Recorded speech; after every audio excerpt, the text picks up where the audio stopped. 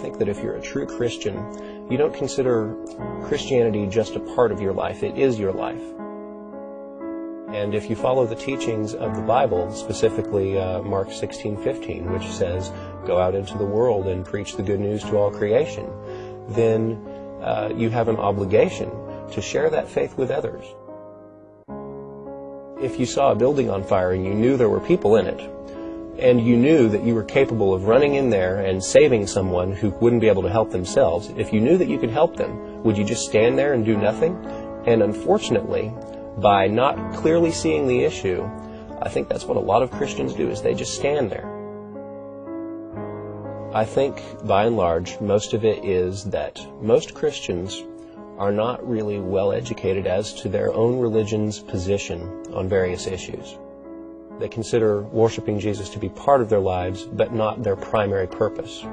And I believe that true Christianity considers it to be the primary purpose.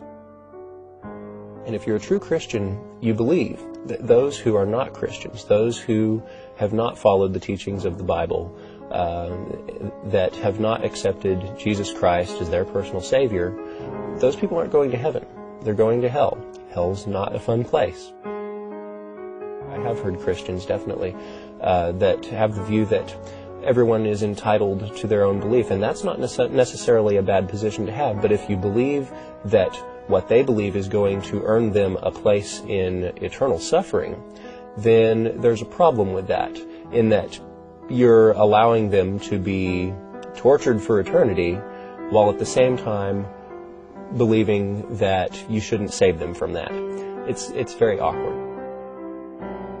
If you really believe that people who are not Christians are going to hell, then that is a very serious consequence. And if you don't take that seriously, I think that you might be compromising your own belief system.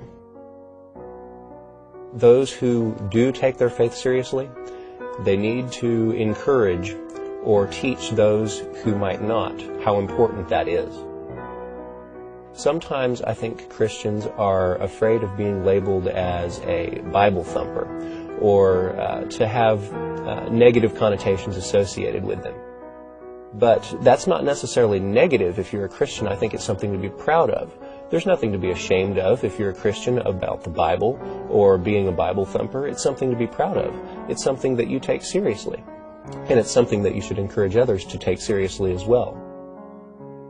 And it might require you to challenge yourself, to, stand up in front of crowds, to talk to people that you don't know.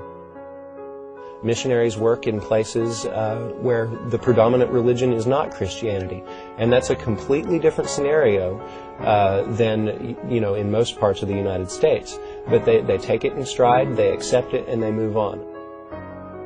You shouldn't take rejection personally, but consider it that you gave them a fighting chance.